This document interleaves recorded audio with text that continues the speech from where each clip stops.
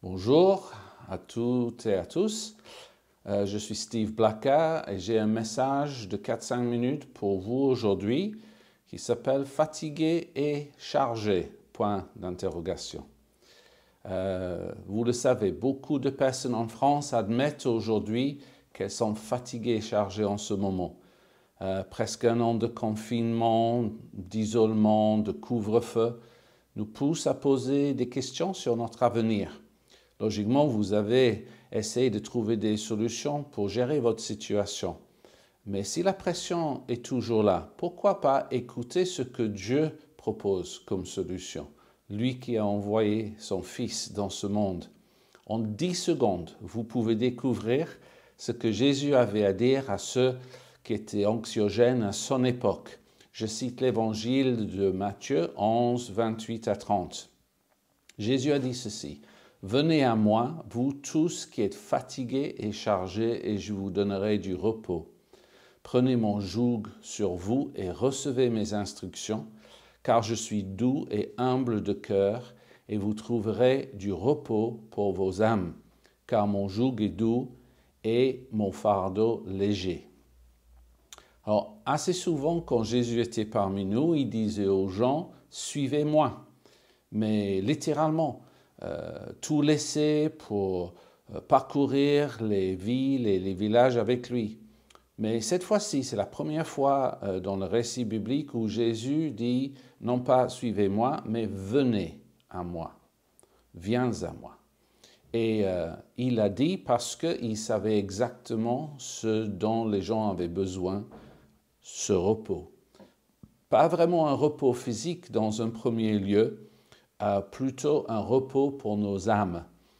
Ton âme, ça signifie surtout les émotions, les désirs, les pensées. Et Jésus savait que les gens étaient fatigués intérieurement. Ils avaient perdu espoir, leurs émotions étaient troublées et ils avaient besoin d'aide. Alors, ce n'est pas honteux de demander de l'aide. Beaucoup le font en ce moment, en se tournant vers les psys, les jeux et toute autre chose. Mais ce n'est pas honteux, donc, de se tourner vers Jésus non plus. Dans la prière, pour lui dire, en gros, Jésus, si tu es là, je reconnais que mon âme a besoin de repos. Et si vous le faites, je pense qu'il y a 4 choses que vous allez découvrir, que moi et beaucoup d'autres chrétiens ont découvert. Alors, si vous permettez, maintenant je passe au tutoiement. Je suis anglais et vous entendez l'accent déjà et j'ai aucune difficulté avec le tutoiement. Ok, c'est parti. Donc, premièrement, Jésus t'aime et cherche une relation profonde avec toi. Tu peux le connaître parce qu'il est ressuscité et vivant et en fait, il est déjà proche de toi. Deuxièmement, en utilisant cette image qui est tirée de l'agriculture de son époque, Jésus t'invite à porter un joug qui est doux et léger. C'est un joug à 2 personnes. C'est Jésus qui t'apprendra à marcher à côté de lui. C'est lui qui portera le plus gros des fardeaux que tu ressens et en échange, il te donnera sa paix. Troisièmement, Jésus est venu révéler la volonté de Dieu pour nos vies. Le Créateur sait très bien ce qui contribue au bien-être de sa création. Il te donnera ses instructions, Jésus l'a dit, afin que tu sois en paix avec Dieu et aussi avec toi-même. Ça fait 40 ans que je reçois ces instructions, ça me fait toujours du bien. Et enfin, tu vas découvrir que Jésus est doux et son Père aussi. Tu as été créé pour connaître ton Créateur. La Bible appelle Jésus le Prince de paix. Tu n'as rien à perdre.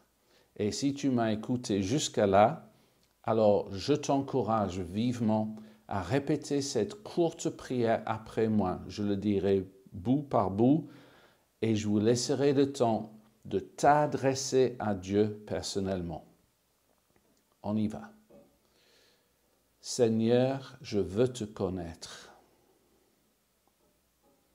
Je veux recevoir le repos que tu promets.